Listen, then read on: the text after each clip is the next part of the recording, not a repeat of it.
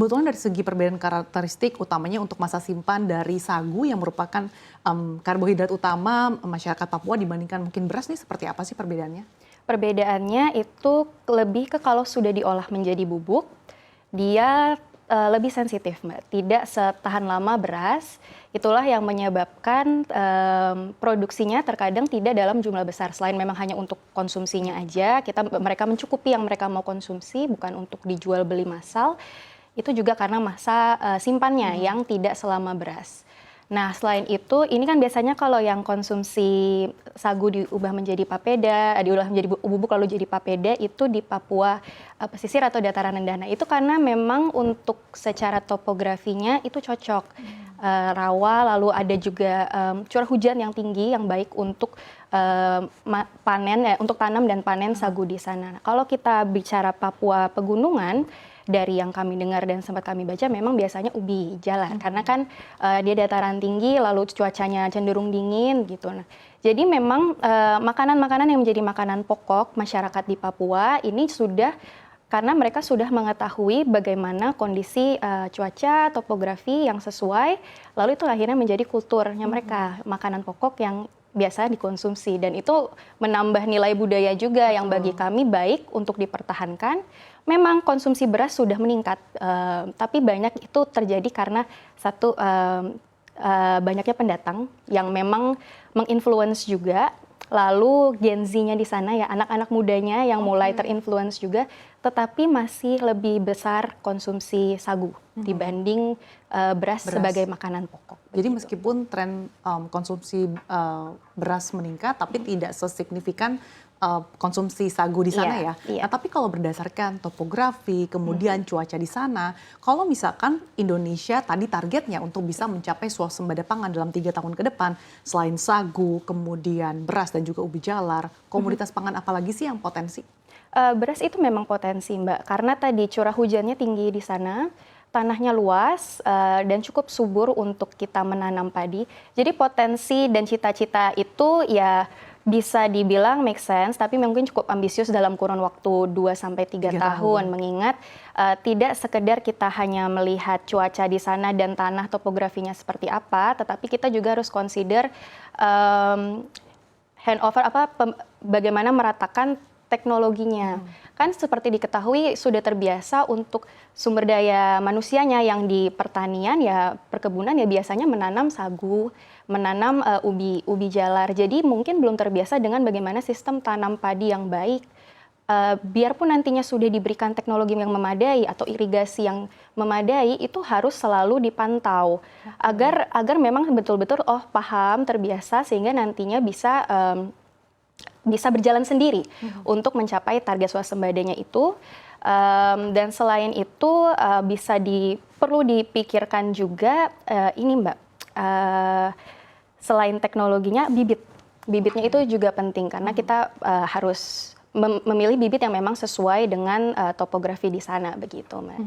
Nah, artinya untuk bisa mempercepat produksi pangan sesuai dengan target pemerintah 3 tahun ke depan, teknologi kemudian kapasitas SDM yang seperti kita sudah bahas di segmen pertama tadi ini menjadi kunci ya. Betul. Tapi teknologi seperti apa sih yang mungkin bisa diaplikasikan untuk masyarakat Papua di sana? Kalau menurut kami karena memang pasti bergantung dengan yang namanya air irigasi. Baik menggunakan irigasi yang memang bergantung pada gravitasi. Jadi yang dia memang automatically bisa sustain begitu terus berjalan terus seperti itu satu. Lalu kan kalau kita lihat sekarang di Jawa itu sudah umum dengan menggunakan AI bagaimana otomatis juga bisa melakukan pemupukan lalu juga bisa melakukan penyiraman. Bisa dicek kondisi tanamannya seperti apa sekarang. Nah itu bisa juga diaplikasikan di sana, tapi kembali lagi itu nantinya perlu edukasi untuk agar terbiasa. Nah jangan dianggap edukasi itu sepele tinggal mengajarkan sekali datang, itu enggak Mbak. Karena kita tidak boleh lupa kalau yang tadi kami sempat ceritakan, Indonesia yang luas dengan ragam suku dan budaya, ya kita harus bisa adjust, bisa memahami dan tidak menggeser budaya yang sudah ada. Kenapa kami bilang begitu? Mungkin sering mendengar kalau di Papua itu mereka sangat erat dengan tanahnya, bahkan disebut mama, kayak Mother Earth gitu, Mbak. Mereka betul-betul menjaga, karena bahkan makanya bisa muncul habit yang di mana mereka menanam untuk kecukupan diri sendiri, bukan untuk dijual belikan. Nah, bagaimana kita bisa masuk ke sana tetapi tidak menghilangkan atau menggeser budaya yang sudah ada, berjalan beriringan, karena kan lahannya luas. Betul. Cari yang memang secara adat itu tidak melukai, lalu juga bisa diterima jalan bersamaan dengan makanan pokok yang memang sudah ada dikonsumsi. Gitu, Jadi Mbak. butuh pendampingan, Iya. tapi juga ada adjustment ya, karena harus menyesuaikan dengan sosiokultur lagi Betul. masyarakat di Iya, sana. gitu. Nah, tadi terkait dengan komoditas yang beriringan, tadi kan sagu, tapi sekaligus peningkatan konsumsi beras ini juga semakin tinggi. Nah, apakah Anda melihat ini bisa berjalan beriringan atau tampaknya memang karena mengingat karakteristik masyarakat Papua ini dominasi konsumsi sagu, jadinya memang untuk produksi sagu ini harus diakselerasi? Bisa beriringan, tapi kami malah cenderung condongnya ke sagu yang diutamakan. Betul, dengan dilihat defisit beras yang ada di sana, jadi ada tantangan harus ada logistik pengiriman dari pulau lain yang pasti akan lebih mahal, bisa memantik inflasi ya Mbak. Itu memang penting, tetapi jangan sampai jadinya karena terfokus di beras yang memang makanan pokok yang sudah menjadi kultur, yang cocok dengan iklim dan topografinya tergeser. Jadi memang bisa beriringan, tapi jangan hanya formalitas sagunya. Gitu. Tadi kan juga di awal bahwa sejauh ini produksi sagu di Papua ini bukan yang pertama, malah yang pertama Riau ya. Iya. Nah, ini PR apa sih yang harus dilakukan oleh pemerintah untuk bisa menggenjot produksi sagu di Papua? Kalau kita lihat Riau atau mungkin di Maluku ya, kalau di Riau perbedaannya adalah tadi Mbak, jadi sebetulnya aspek social culture-nya itu sangat berpengaruh karena kalau di Riau itu banyak yang diproduksi untuk dijual, bahkan ada yang diekspor juga gitu. Kalau di Papua banyak untuk kebutuhan konsumsi pribadi, rumah tangga begitu, dan tidak yang secara massal. Nah, baik memang kalau di-push di bagaimana bisa memproduksi maksimal tapi tidak melukai tanah mereka, tanah yang memang mereka betul-betul jaga gitu. Bagaimana upayanya supaya masyarakat lokal atau mungkin komunitas lokal setempat juga merasa terlibat dengan adanya target pemerintah ini, Kak? Nah, ini tidak bisa hanya datang satu kali kita melakukan edukasi sekali datang itu nggak bisa Mbak. Kita harus bergerak beriringan dan bukan formalitas. Betul-betul memang diikut sertakan dan transparansi itu penting.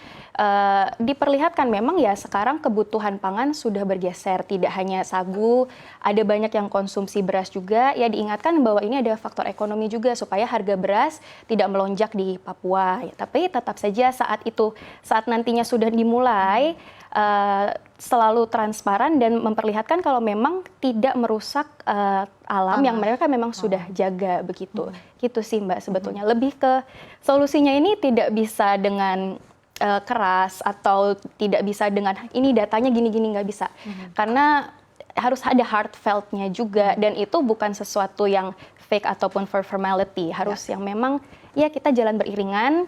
Kalian Papua swasembada bersama dengan pulau-pulau lain di Indonesia, tapi kultur yang ada tidak akan digeser, tanah mama kalian yang disayang itu tidak akan dirusak gitu. Nah, kalau misalkan beras, tadi kan tantangannya mungkin lebih ke cuaca juga dalam produksinya. Kalau sagu, tadi selain untuk mengakselerasi produksi sagu, selain tadi aspek sosiokultur, kemudian teknologi, apalagi sih yang patut diperhatikan pemerintah?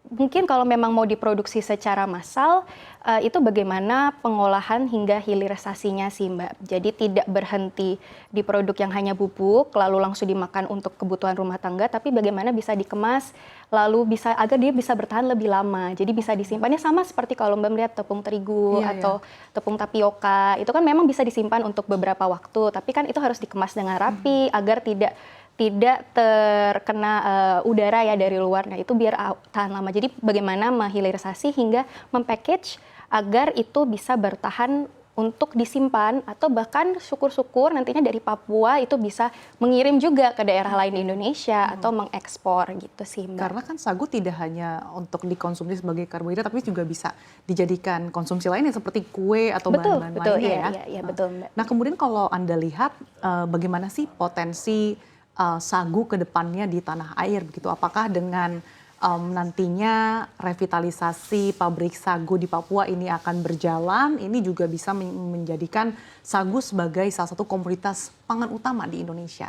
Iya, Mbak, kita tuh banyak sekali sebetulnya sumber pangan pokok yang berpotensi selain memenuhi kebutuhan kita sendiri, bisa keluar juga. Kita bersyukur sekarang beras kita surplus satu. Nah, tapi kita tuh masih punya sagu, kita masih punya jagung, masih punya jagung tidak sebanyak itu ya. Masih banyak umbi-umbian, lalu kita punya sorghum, sorghum ya itu potensinya itu semua ada Mbak. Cuma memang belum terfokus ke sana. Kita masih fokus yang memang secara nasional itu adalah pokok yang kita butuhkan. Baik, memang bagus Mbak, itu kan berarti ke akarnya ya. Nah, seiring berjalan itu jangan lupakan yang memang sudah ada dan berpotensi untuk juga ikut dikembangkan gitu Mas. Kita akan bersama ya untuk komoditas pangan lain ini juga bisa menopang target pemerintah untuk mencapai swasembada pangan dalam beberapa tahun ke depan. Terima kasih AgriFood Analis CNBC Indonesia Research Emanuela Bungasmara Egatirta sudah berbagi insight-nya bersama kami di pagi hari ini. Terima kasih Mbak Sasa.